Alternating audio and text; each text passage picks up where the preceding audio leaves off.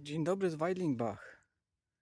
W wiadomościach pytacie mnie cały czas, na czym jeździsz, Jaro, jak wygląda twój rower? No to dobra, zrobimy krótki bike check. Zobaczcie, to jest mój Nukeproof Megawatt, tak to się chyba mówi po angielsku, dokładnie. On jest w rozmiarze M, napęd Shimano EP8, zawieszenie ZEP 180, jest tutaj Charger 2.1, stary typ, ale działa świetnie. Tokeny wrzuciłem chyba maksymalną możliwość, nie wiem dokładnie ile tego jest tam. Zawieszenie tylne Ultimate Deluxe, sprężyna 525, perfekcyjnie jest dobrana do mojej wagi. Co tu jeszcze? Jedziemy dalej. Kierownica, mostek, raceface, turbina R, manetki dead gripy. No to tutaj wiadomo, to się nie zmienia u mnie. Tak samo jak pedały, stampy 7, to też się nie zmienia. Tarcze 200 tył, 200 przód, hamulce MT5 w wersji do elektryka, ale one niczym się nie różnią. Następnie wiadomo, klamki Shimano SLX. Tak, jest to Shigura w całości.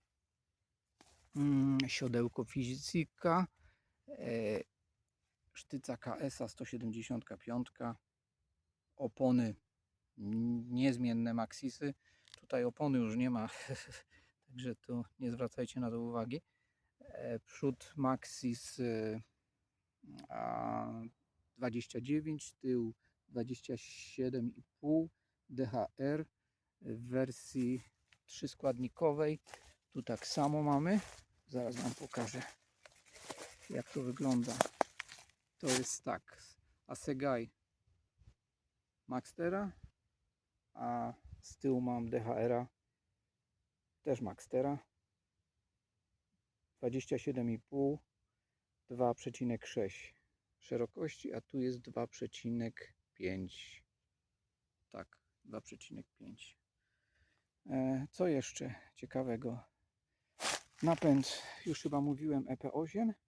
Do tego przerzutka, manetka GX-a, kaseta też GX-a 1050.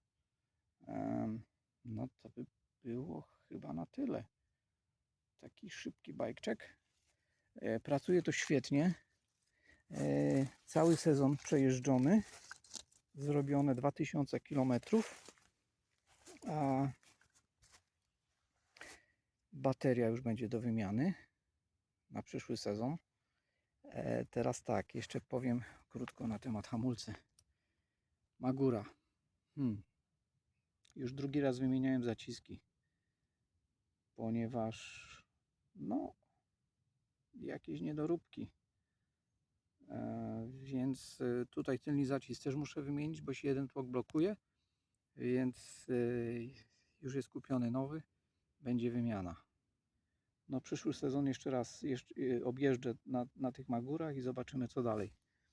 No zobaczcie, druciki też się pojawiają tutaj, widzicie? No to dzięki bardzo za oglądanie. Zostawcie lajka jakiegoś. Pozdrawiam. Ciao, ciao.